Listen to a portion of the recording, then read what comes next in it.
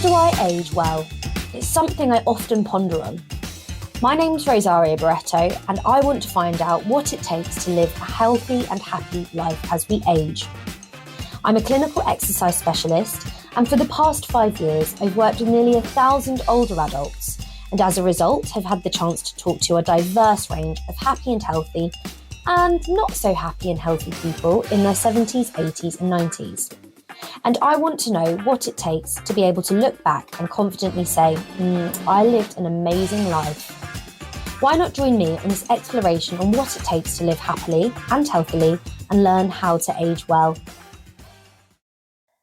Hello and welcome back to my podcast. I'm really sorry. This one is being released a little bit later. I like to release my episodes every Monday so that you can start the week thinking about how you can age better. But I'm super busy at the moment, so I didn't actually manage to record anything for this morning. So it will be released for the rest of the week, and I hope that's okay. So today's episode is about cold water therapy and how it's going to affect positive aging. And in today's podcast episode, I'm going to be talking about the evolution of cold water therapy and how we can use cold water therapy in our day-to-day life and how it impacts us physically and mentally. So cold water therapy can offer several benefits to for aging individuals to help mitigate some physical and mental challenges. And although there is little research and evidence around the exact impact of it, there is a lot of research to support the benefits of cold water therapy. So originally, cold water therapy was once considered a primitive remedy, and it's massively evolved into a scientifically validated practice with a huge amount of health benefits.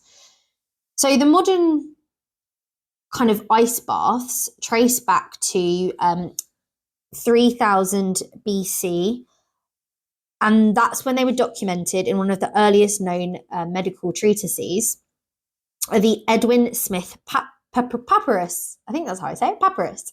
The ancient text basically outlines various medical procedures and theories, including the use of cold applications for skin irritation. And over millennia, this concept has transformed with contemporary figures like Wim Hof, who we're going to be talking about later. So if you know who that is, great. If you don't know, don't worry. I'm going to go through his story. Propelling cold water therapy into the mainstream consciousness.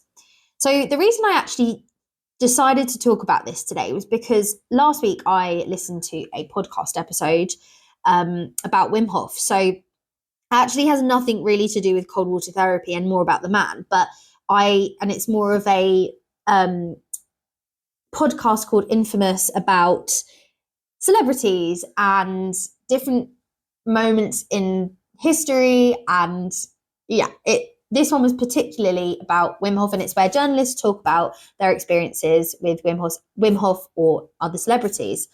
And I found it so interesting about what this guy was talking about. I need to find out his name, but he was a journalist and he wrote a book with Wim Hof, and he spent lots of time with Wim Hof, learning about his strategies. And initially, he came into this kind of story piece very pessimistic, very like, no, this is a load of rubbish. I'm basically going to uncover his scam, and was absolutely converted and is a huge kind of spokesperson for cold water therapy, uses it in his daily life with his wife, but then went on to actually looking deeper into how the Wim Hof method works and the dangers around it. So it's kind of this full 360 of really like negative approach to it, loving it, and then actually coming back to it with more of a awareness around the positives and the negatives of the Wim Hof method. Now, we're not just going to be talking about the Wim Hof method today. We're going to be talking about cold water therapy in general and how it can benefit you. But I think Wim Hof is a huge part of this because he's essentially an influencer who has brought the idea of cold water therapy to mainstream conversation injury recovery, exercise recovery, and just well-being recovery. So basically, Wim Hof is often dubbed the Iceman. I think he's come up with that himself, but and he's a very prominent figure in the realm of cold exposure techniques. I'm really sorry for the background noise. My dog has decided to go into his toy basket, which is right next to me. So his remarkable feats include enduring extreme cold temperatures and setting multiple world records, which have garnered obviously widespread attention when you achieve a world record. So Hof's method combines cold water exposure with breathing techniques and mindset training. He also has a BBC documentary about him, which you can learn so much from. So I would definitely recommend looking into that and watching that. So this concept and this strategy, this Hof method, is supposedly the goal is to enhance physical and mental well-being. So Wim Hof is Dutch, and he's also an extreme athlete, and that's where he started. And he started basically proving that he could withstand extreme cold temperatures for prolonged periods of time, and has basically now created this cult. And I say that in a very positive way. I don't think cult necessarily has to be, oh gosh, he's got a squeaky toy out. He never plays with the squeaky toy. Let me just deal with that. So what was I saying? So Wim Hof has created a cult around this whole lifestyle of cold water therapy. And he's making loads of money out of it. So we need to put that out there. It is an absolute moneymaker, and there is a commercial element to what he is doing. And I'm not saying that there's a bad thing. I think if you found something great and you can make money out of it, fantastic. You're helping people, and if you're really ambitious and you want to make money out of it and you want to make it a business, great. But he has now got this huge worldwide following of Wim Hofers, shall we say, who now treat cold water therapy as a religion, maybe, like close to a religion. And this has allowed so many people to actually explore more holistic ways of recovering from injury and long-term health conditions and exercise recovery. And I think ice baths are a really good example of how that he probably has a part to play in the huge boom of the retail of home ice baths. I know that I've got a few friends with ice baths, and Sam has been begging me to get one for ages, but I just know if we have it, we're never going to use it. We have a perfectly good bath upstairs, just put loads of ice in that. So over time, he's developed a technique to tolerate and even thrive in extreme cold conditions. And one of the most notable achievements is climbing Mount Everest in nothing but shorts and shoes, reaching an altitude of 22,000 feet. And I believe that the journalist I was talking about earlier did this expedition with him. And that's when he was kind of converted. So beyond this personal accomplishment, he's been able to popularize cold water therapy and collaborate with scientists to explore the physiological responses to cold exposure, and has participated in various research studies examining the effects of his method on the immune system, stress response, and overall well-being. And this method typically involves in breathing exercises initially, followed by cold water exposure. Now that can be things like ice baths or cold water showers, and mental focus. And he claims that these practices can improve immune function, increase energy levels, reduce inflammation, and enhance overall health and resilience. So it's really important to recognize that, yes, I'm a very big believer in cold water therapy as a holistic approach to well-being. However, there is also an element of risk associated with cold water, which we'll go into soon. But his influence has undoubtedly propelled cold exposure techniques into the mainstream, which some people can then,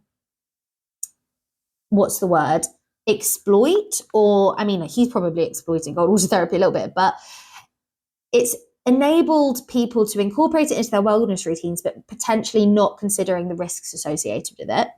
And a lot of people are experimenting with things like cold water showers, ice baths, and breathing exercises.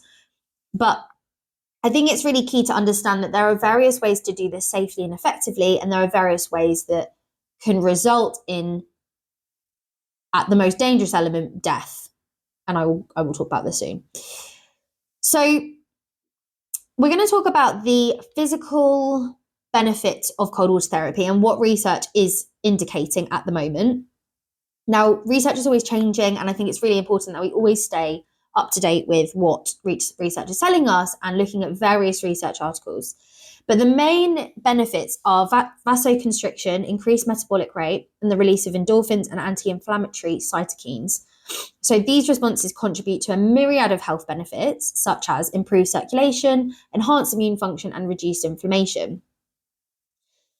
So vasoconstriction, however you want to call it, is basically the narrowing of blood vessels, which reduces the flow of blood through them. Okay, I'm going to say that again. It's a narrowing of blood vessels. In particular, I can never say this, arterioles, I can never say it, which reduce the flow of blood through them. So in response to the cold water exposure, the body initiates vasoconstriction as a protective mechanism to conserve heat and maintain core body temperature. So cold receptors in the skin send signals to the brain, triggering the release of hormones like adrenaline and noradrenaline, which stimulate vasoconstriction. And the health benefits of this are improved circulation. So while it initially reduces blood flow to the extremities, it subsequently enhances circulation by directing blood towards vital organs such as the heart and the brain. And this redistribution of blood flow helps maintain vital organ function and oxygen delivery, obviously promoting overall cardiovascular health. It also benefits us in terms of enhanced thermoregulation. So vasoconstriction aids in conserving body heat, therefore preventing hypothermia and ensuring optimal thermoregulation by narrowing the blood cells near the skin surface. So vasoconstriction reduces heat loss through the skin, enabling the body to maintain a stable core temperature in cold environments. So the next benefit is increased metabolic rate. Exposure to cold water stimulates the body's metabolic rate, the rate at which it produces and consumes energy. Cold exposure activates brown adipose tissue, also known as BAT, a specialized type of fat tissue that generates heat through thermogenesis. BAT contains a high density of mitochondria, the cellular powerhouses responsible, obviously, for energy production, and is rich in an uncoupling protein, UCP1, which uncouples oxidative phosphorylation from ATP synthesis, dissipating energy as heat. That's a lot. That's a lot of science. So that basically the benefits of that. So let's put that into a much more understandable way of looking at things. Is calorie expenditure. So this process increases in metabolic rate during cold exposure, results in greater energy expenditure as the body works to generate heat and maintain thermal homeostasis. So this elevated calorific, I think, expenditure may contribute to weight management and metabolic health by burning excess calories and promoting fat loss. Now, I think you have to do this so often for you to see benefits in this way, and it's not going to be drastic calorie expenditure, and also it's not a tool for fat loss. Please look at that, but it's just another way to essentially work out your body. It's a form of exercise. The next one is improved insulin sensitivity. So because of the activation of BAT, it's been associated with improved insulin sensitivity, potentially reducing the risk of insulin-resistant and type 2 diabetes. So enhanced insulin sensitivity allows cells to be more effectively taken up and utilize glucose from the bloodstream. And this basically regulates blood sugar levels and supports metabolic health. Okay, and then number 3, we've got release of endorphins and anti-inflammatory cytokines. So cold water exposure stimulates the release of endorphins. So endorphins are basically hormones, and with the hormones, a really common endorphin that we're used to talking about is serotonin, and that's the happy hormone. So basically it releases these endorphins, which are neurotransmitters produced by our central nervous system in response to stress or pain. And these endorphins bind to opioid receptors in the brain, producing an analgesic, so pain relieving and euphoric effects. So this cold water exposure triggers the release of an anti-inflammatory cytokine as well, which modulates the immune system response and reduces inflammation. So basically, when you're in cold water, it releases all these bodily processes, or it triggers all these bodily processes, which then lead you to feeling pain relief and euphoric, or euphoria. I'm just watching that series, Euphoria, with Zendaya in. It's a good one if you want to watch it. And then additionally, supposedly has the effect of a better immune response and a reduced body inflammation. So for people with things like fibromyalgia, what else? Can't think of anything at the top of my mind, but there's loads. Kind of backache. I mean, maybe even general backache. Oh, sorry, that's not my microphone. This could be a potentially way of pain management instead of taking painkillers, potentially. But go and speak to somebody who knows a lot more than I do. And I think this element of cold water therapy would be really, really beneficial for people with, that's it, I'm thinking, it's all coming back to me now, arthritis.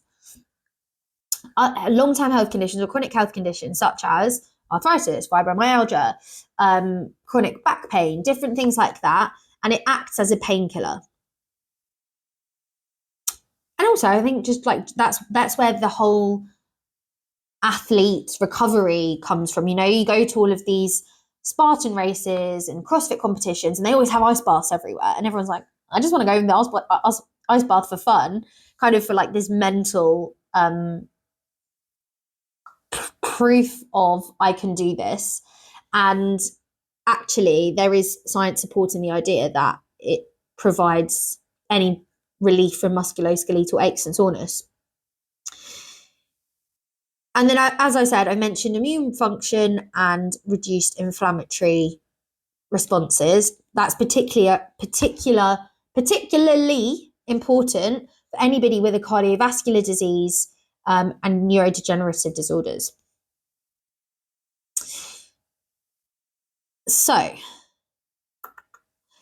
the physiological responses, so just to summarize, the physiological responses elicited by cold water therapy include vasoconstriction, increased metabolic rate, and the release of endorphins and anti-inflammatory cytokines. And this underpins a myriad of so many amazing health conditions, which I think we could all use. I don't think you necessarily have to have a chronic health condition or have to be an athlete that's training so much that you need this. I think everybody can use cold water therapy as a way to support general well-being. But we also need to look at the risks, because we need to be aware of these things so that we can stay safe. So there are certain risks associated. A really good example, I believe that actually Wim Hof is going through a lot of legal problems with people. I know, like, America's crazy, so sorry if I've got a lot of American listeners, but you love to sue people, and that's what I mean by crazy. You're just like, I'm going to sue you. We don't really do that in the UK. Literally, no, I don't mean any offense by this. Probably going to get some haters, but yeah, he's going through this whole legal case where I believe people have been at risk or haven't been told of the risks and are now suing him. So maybe look into that if you find things like that interesting and you want to know more about the risks associated with Wim Hof, but I'm going to be talking about the risks in general. So, prolonged exposure to water can lead to hypothermia, frostbite, and cardiac issues. And it's really important that we know that and that we are immersing ourselves properly and optimizing our immersion experience. So something that I experienced personally was I did my first ever open water swim about 2 or 3 years ago. It was January, so it's 4 degrees in the lake. And I was told that I was going to have a wetsuit by my husband. And then they turned up and they were like, no, you need to provide your own wetsuit. But just by luck, they had a wetsuit that would fit him, but not me. So he got a wetsuit in the end. And I had to go in my swimming costume in 4 degrees for the first time ever. So I did go in and it took me probably about 20 minutes to get in because the shock to my system was crazy. I was so cold and it took a lot of mental resilience to actually immerse my body in there. But I will never, I don't think I'll ever now be able to experience anything like it just because I've done it now. So I've become more resilient, but it was crazy. It was just very, very scary because at one point I did think, gosh, I'm going through all of these physiological responses and I don't know how to control them. And if you're not doing it correctly, you can go into shock. And I think that's why when you first ever do any cold water therapy, it's important that you're there with a qualified and experienced practitioner. So just be really careful of going into shock and going in too quickly to the cold water, but also being too long there and experience hypothermia. I think another important element of the danger associated with cold water therapy is if you pass out in the water and you're not with anyone, then you could drown. So it's really important that you're not the only person there and that you can be supported by somebody who is either experienced or knows what they're doing. But also, you can just tell someone, like, for example, if you've gone by yourself, but there are other human beings around, you could just say to them, like, listen, I'm going in the water. If I don't come up, if I'm under the water for too long, can you please come and get me? Because something bad may have happened. And I think just putting those boundaries into place for yourself is going to keep you safe in the long term. Okay, we don't want to talk about the negatives for too long, but I just think it's really important to point them out. So stress reduction. So I want to talk about the mental benefits now. Now, I massively experienced these from a personal perspective. I felt on top of the world. And every single time I do open water swimming, I feel amazing for about 2 days, and I can't explain it. But the number one is stress reduction. So I've got a list of ways that it improves mental health specifically.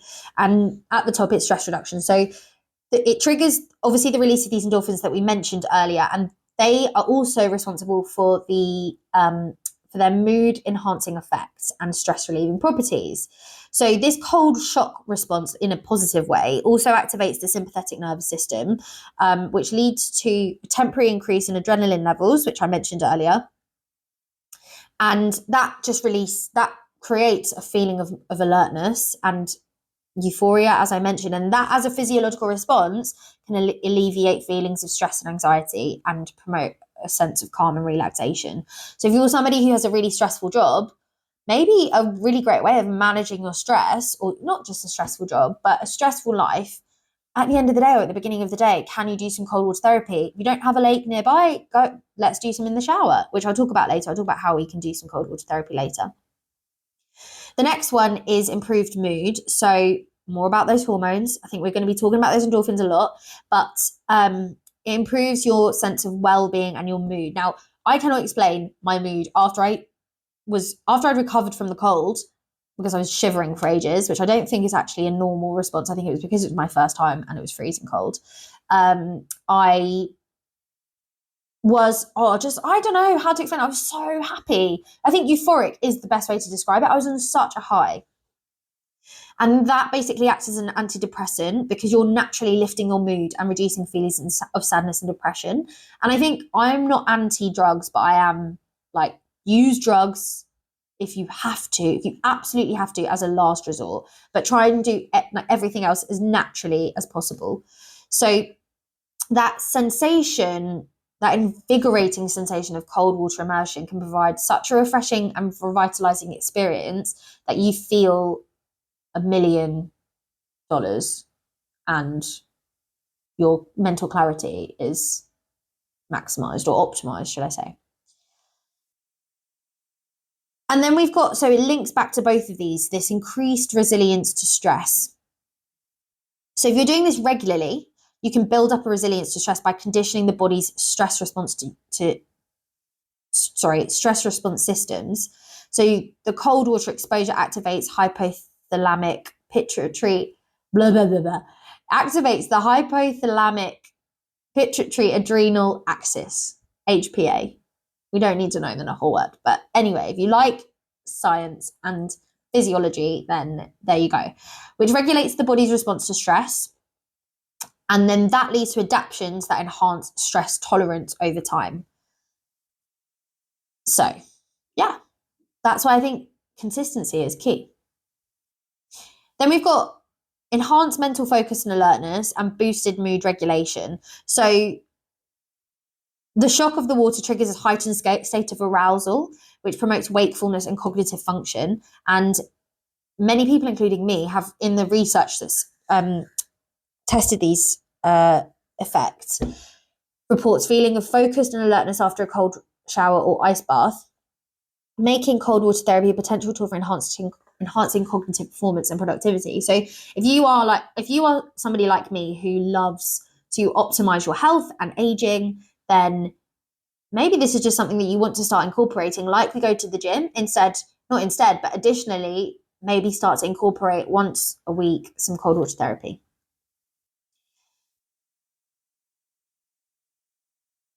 And I think there's something that can be said for mental health conditions, maybe more severe mental health conditions, but because of the neurotransmitters and the levels of the neurotransmitters, the cold water immersion can help stabilize mood and then reduce symptoms of mood disorders like depression and anxiety.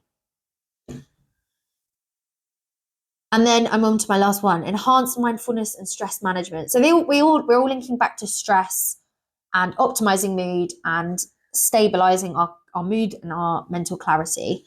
But fundamentally, through the immersion of the cold water therapy, you're able to, with the evidence, you're able to develop greater mindfulness skills, because you're having to experience something that is mentally challenging and accepting a stressful, kind of physiological stressful situation and working on your ability to manage that through your mind. I could probably talk about that for ages, actually. Maybe that's a separate podcast episode, but if you do watch the Wim Hof method, they'll talk about that a lot, and it's very, very interesting. So, I do have a bit more to talk about, because we're going to be talking about how to do cold water therapy. But to summarize what I've just said, the cold water therapy offers a range of mental health benefits: stress reduction, mood improvement, resilience to stress, mental focus, boosted mood regulation, and mindfulness development. So by harnessing both the physiological and the psychological effects of water immersion, you can support your mental well-being and physical well-being and ultimately create greater resilience in the face of life's challenges. And doggy, don't bark. It's okay. And I think that's kind of the fundamental benefit that I have faced and experienced through cold water therapy. I just feel like I can face anything. Like I can face the world and I can tackle anything after I've done some cold water therapy, or swam in a cold lake. So I think the keys to remember is when you're doing cold water therapy, acclimatization is key, and that's going to keep you safe and also improve your experience. So start with shorter exposure durations and then increase them gradually the more time you spend in cold water and the more kind of used to the whole process that you get. Some of the things that you can consider are things like wetsuits and swim caps. I hate wearing a wetsuit. I find them so restrictive and I actually can't swim. So if you're just going into water and just kind of doggy paddling or sitting or standing, I think wearing a wetsuit's a great idea.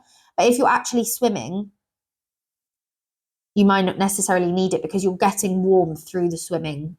And I mean, obviously it all depends on the coldness of the water, but when I've done triathlons and cold water therapy, I bought a wetsuit and I think I've worn about 4 times. And I regretted every single time when I wore it. I just thought I should have just done this without the wetsuit. I also think swim caps are really good, and you can get thick swim caps to keep your to keep the heat in. And if you're not going to dunk your head under the water, you could just wear a woolly hat. So, and you'll see a lot of cold water people in cold water wearing woolly hats. So fundamentally, there's the practical safety elements, but also relaxation techniques such as controlled breathing and mindfulness can also support the reaction to cold water stress. So Wim Hof does talk about cold water breathing strategies as well. And there are various breathing strategies that you can adopt, but I think that's a matter of experience. And I think the first step, if you've not done this before, is to try cold water therapy and then develop your breathing strategies within that. I like slow, deep breathing. I think that's really great. I know that Wim Hof does fast, deep breathing. And there are other benefits to that when it comes to breathing, because I know that there are respiratory benefits to slow and fast breathing strategies. One of the ways that you can experience cold water therapy is hot and cold water therapy. So changing from cold to hot, cold to hot, cold to hot.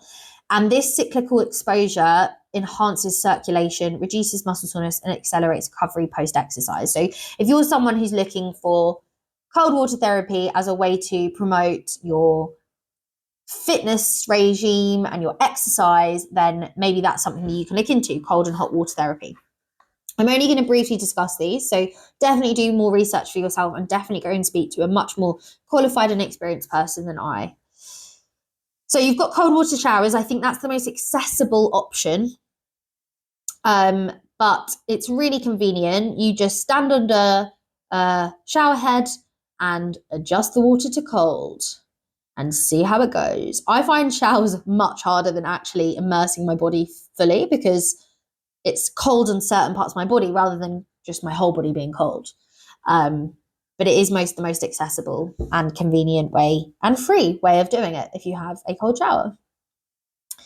You've got ice baths. So you can just do this at home, but most people do them in they go to a cold water therapy place to do it. So it could be a lake. It could be a what are they called? I can't remember what the word is. I'm gonna have to look up. But you could do some sort of cryotherapy, which is involving you're submerging your body into a tub filled with cold water and ice cubes, specifically between 50 to 59 degrees Fahrenheit or 10 to 15 degrees Celsius. And yeah, I mean, it's a lot of water, it's a lot of ice. Might take you about 20 minutes to get it to that temperature. But the idea is that it promotes muscle repair. And that's also another one for post competition or high level exercise therapy. You've also got cold water swimming, which is my favorite option because I like doing things I can't sit still for very long. But basically, you're just swimming in natural bodies of cold water, so lakes, rivers, or oceans. I live in Kent, and we don't have very many options, which is super sad in terms of lakes. I know that in places like Wales, the Lake District, you have loads of lakes available there, which are beautiful. You also have oceans. So if you're by the coast, so in Kent, we've got Folkestone, loads of beaches around Kent. Maybe the water's not always great, but I know that Folkestone is gorgeous and I love going to Folkestone in the summer. It's only 40 minutes away from me, so I'll spend the day there and go swimming. But then you've also got rivers. Now, I don't know of many rivers that we can swim in that are safe. I think that's another thing that I didn't mention, but it's just checking the water that you're swimming in is okay. I have heard horror stories about people going into very clear, what looks like clear and clean water in the UK and becoming extremely unwell as a result. So you can get an app that tells you about the water that you're swimming in. I think it's called Surf or Serve. I'm not 100% sure because I don't use it, but there is an app that's available that you can feed back information about the water that you're swimming in so that you can support other people with open water swimming. And another thing that I'm really upset about is locally there was a gorgeous lake called Buellwater and they just stopped doing open water swimming there. I don't really understand why. I think the company who is managing the swim sessions is not continuing, and as a result, people can't swim there. So that's a really, really sad thing because there were so many people that did it, and it was gorgeous. It's in the middle of this forest, and it was beautiful. Honestly, I felt like I was in Canada. And if you live outside of the UK, you probably have a lot more opportunity to do open water swimming. And then, we've got a few more, but you've got contrast water therapy. So as I mentioned, cold and hot, but specifically 2 to 3 minutes of cold water followed by 1 to 2 minutes of hot water immersion.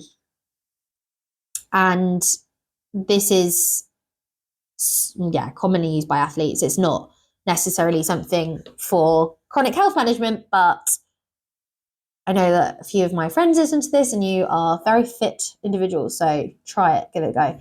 Then you've got the Wim Hof method and followed by localized cold therapy, followed by gradual adaptation. So just different strategies. You've got Wim Hof, so that is a very, very focused strategy which combines cold water exposure to breathing techniques. And I think that is potentially one of the better, most stronger methods that have reaped many physical health benefits. So go give that a look. And then you've got localized cold therapy. So that's just applying cold packs, ice packs to specific areas of inflammation and pain and swelling. Now, I'm not a big fan of this. I actually disagree with localized cold therapy as a treatment for injury. The idea is that you are reducing the inflammation. However, inflammation is really important for your body. It's just a natural response to injury, and it's basically a healing process. So if you're putting cold water therapy on that area, and you're kind of slowing down the healing process. So you're alleviating pain, which may be really beneficial for you in terms of that moment, but at the same time, you're not promoting the healing process. So maybe just think about that. And I know that the person who invented the RICE method, so rest, ice, compression, elevation, has now actually said, I disagree with my initial theory and I don't think that that's the best way to recover. However, because it's been so embedded into the health system, people keep going back to it, which is very annoying. And it's very hard to change people's minds. So just think about that. Do your own research, make your own mind up.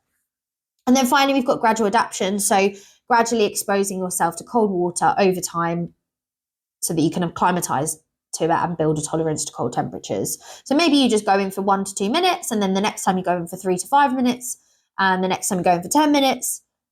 Do what you can. Just see how it goes. But each approach to cold water therapy offers distinct benefits and considerations, and you may choose the method that best suits you. As I said, open water swimming for me is my preferred method. And that's because I just really enjoy the experience, physically and mentally. So just to finish off, the evolution of cold water therapy has been around for many, many, many years. And Wim Hof is not the only person he's not the person to have created cold water therapy. He's just somebody who has found a way to popularize it and monetize it. But looking into that is a way to kind of take your next step towards figuring out whether it's something that you want to do. And the way that it can support with aging and promoting aging is that fundamentally we are optimizing the way that we live and the way that we are healthy. And if we're doing all of these things, then we can promote better aging. So because we're increasing our what's the word? Or maybe not increasing, but enhancing circulation, blood circulation. We're reducing our inflammation in a healthy way. We're improving our joint pain relief. We're improving our cognitive function. We're reducing our stress, and we're enhancing our immune system. By doing all of these things, we are optimizing the way that our body and our mind works. So maybe it's something that you start to incorporate into your wellness routine. And as a younger person, it's something, if you're consistent, you will probably reap the rewards better compared to somebody who only does it once a month or maybe just like once a year. But I would definitely encourage just trying it and seeing if it's something you like, and then incorporating that into your regime. And if you don't feel any physical health conditions or benefits, then fine. But I'm 100%, I'm telling you, you will feel amazing. You will feel amazing. So thank you so much for listening. I hope it's been really beneficial and a way for you to explore cold water therapy and understand it a little bit more and use it as a tool to age well. My name's Rosaria Barretto. Thank you so much for listening. And if you do like my podcast, please give me a review. It literally takes 2 seconds. But it really helps me to grow my podcast, hopefully get some more listeners, which can then help me to do more episodes and collaborate with more people. So thank you so much, and make sure to move more and you will age well. My name's Rosaria Barretto, and thank you so much for listening to How to Age Well. If you enjoyed the podcast, I'd really appreciate it if you could take a moment to leave a review. Your feedback means so much and helps others to find out about how to age well.